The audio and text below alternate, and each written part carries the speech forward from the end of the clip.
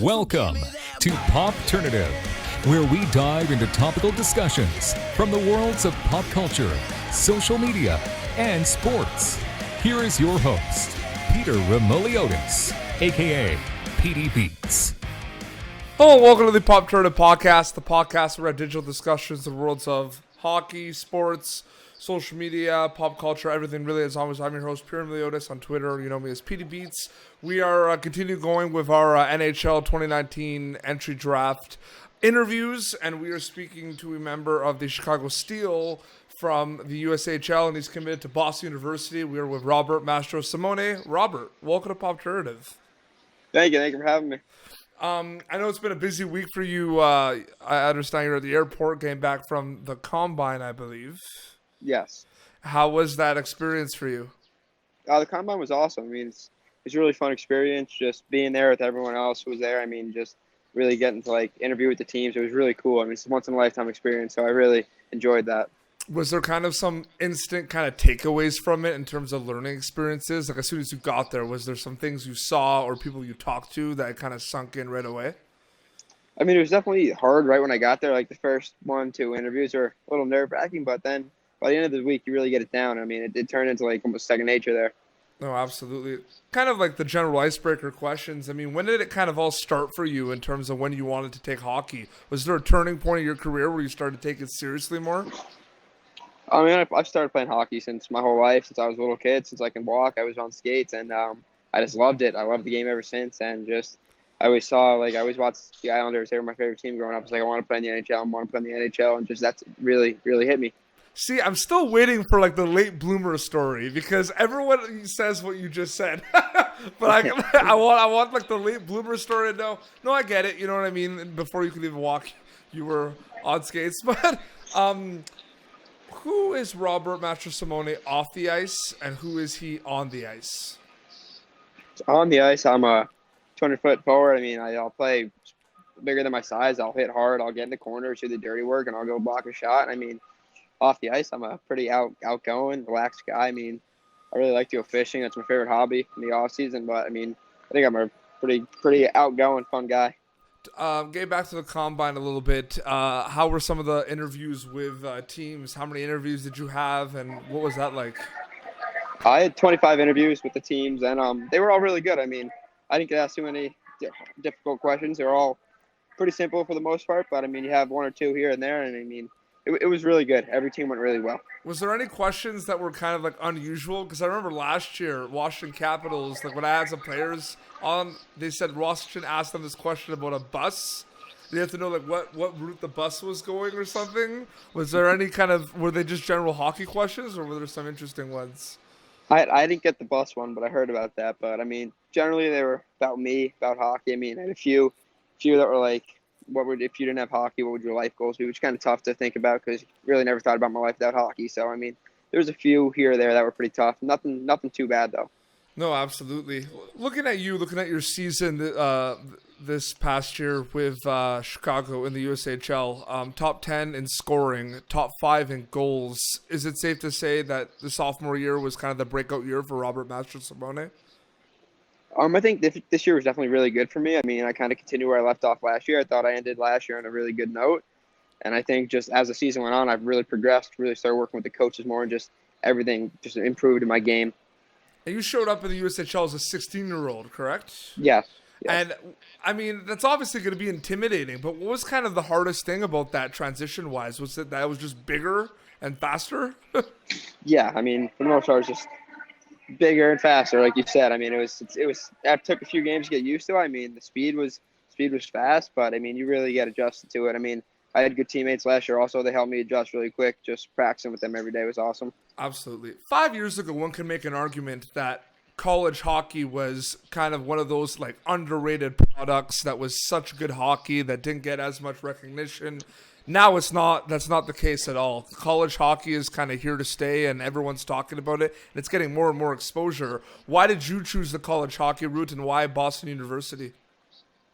I mean, I always wanted to play college when I grew up. I've always just been a really big fan of. I mean, growing up, my favorite team in college was BC, Boston College. So I don't know. I mean, when I visited BU, it was amazing, and just I felt right there. The coaching staff, the facilities, everything was just so nice, and like it was an awesome tour, and just really felt like that's where I wanted to be. And the USHL, had obviously the national team development program. You teams in the USHL play those teams, but talking about the actual league, I mean, there was some amazing talent in the league this year. You look around, like yourself, you look at Bobby Brink or Igor Afanasiev, like other players that are eligible for the NHL draft. It seemed to be a really big year for the USHL, Robert.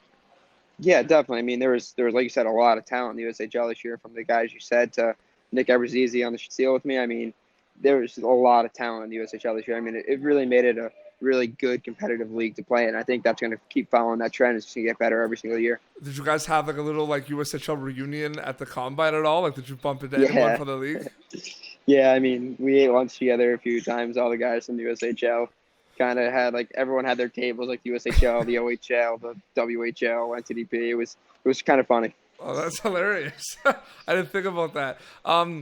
But what also, I mean, this is an interesting situation for you right now because, you're thinking of, the NHL draft now, but I'm sure it kind of was in the back of your mind even when you were in the USHL, even when you were talking to college teams, because it's such a big event, you know what I mean? How were you able, though, to kind of block it out throughout the year? And now you're focusing on it and getting ready for it. But were you able to kind of block it out when you had big games in the USHL, Robert? Yeah, I mean, I kind of just tried to keep that off my mind the whole year. I mean, I didn't look at any of the rankings that came out. No one was sending them to me. I was telling everyone, don't show me that stuff. I just don't want to think about it right now. I'm focused on bettering myself, bettering my team, and trying to win a Clark Cup. I mean, it was just that was really going on in my head at first there. No, absolutely. In terms of, you mentioned like your friends from the USHL. It doesn't have to be USHL, but are there any players that you've kind of played, whether it was international as well, that are like that we should kind of check out that you don't think get as much recognition? Like, are there any kind of players that are like dark horses coming in the 2019 draft? I mean, you can mention them if they're your friends, but is there anyone specifically we should be looking out for? I mean, Nick Eberzizi is 99, but put up 80 points in the league this year. It's impressive. I mean, he's a really, really good kid, really good hockey player. I think he's one of the underrated top prospects in the draft. You can go Shane Pinto also. I mean, he does get a good amount of recognition, but I think he's also a very good player in person. What do you think is like the hardest thing about playing hockey in the USHL? Is it the pace? Is it that it's kind of like just it's become more of a skilled game? Like what's become difficult in hockey for you these days? I mean, it was definitely the pace. The pace was really fast in the league. I mean, like I said before, adjusting to that was tough at first, but I think as the years go on, the pace in that league is just going to keep picking up and it's going to get even better. No, absolutely. I'm sure it's been hard too, like balancing, like the on ice workouts and the off ice workouts and everything. Take us through kind of the routine that Robert Mastrosimone does, especially like prepping for the combine. Like, what's the routine been like? You're at the gym all the time. Is it a lot of on ice? Is it less on ice than people think? Like, talk about that a little bit. I mean, it was definitely kind of tough to prep for the combine since we were still in season so late. I mean, we had a really good run there. So, I mean, a day in Chicago would be like I would get to the rink at 9 for study hall, 9 to 10, work out at 10:45 to like 11:30, go get some lunch, and then we get on the ice from 2:10 to 4:10, and then that was really our day at Chicago. I mean, we were lifting a lot, 2 or 3 times a week, and I think that really prepared me for the combine as well. And it's funny because you mentioned study hall, and I find it interesting. I always mention kind of misconceptions. I always want to know, like, when I ask my guests, like hockey players, like, what are some misconceptions about hockey? Do you find a misconception is that people don't realize that even though you're playing in a league, like whether it's the USHL or the OHL, like you still have to go to school? Do you ever find? I mean, it gets kind of looked over a little bit since we're there to play hockey, but yeah, everyone. I mean, for the most part, a lot of the guys are still going to school. We had 2 guys actually in school this year, not doing online, so I mean, it gets looked over a little bit. And do you kind of find, I mean, in terms of, giving yourself like a quote unquote, like a scouting report, I mean, goal scoring is something that the Chicago Steel got a lot out of you this year. What else do you kind of think you bring to the game in terms of whether teams want to draft you or not? What are they kind of getting with Robert Mastrosimone? I think besides, like you said, a goal scorer, I think they're getting a really high-skilled playmaker. I think I really tried to work on that a lot this year. I mean, just going down on a 1-on-3 and just trying to pull up, find my teammates, and use them as much as I can and try and make everyone on the ice for me better. If you look at like years down the road when you do have that opportunity to play pro, I mean, it's been kind of a little bit of a ping pong match because there was a lot of goal scorers this year, but the year before there wasn't as much because one can make an argument that it is getting harder and harder to score in the NHL. Is that something you've ever thought of? And if you've thought about that, how could you kind of break that barrier? Honestly, I've never really thought about that.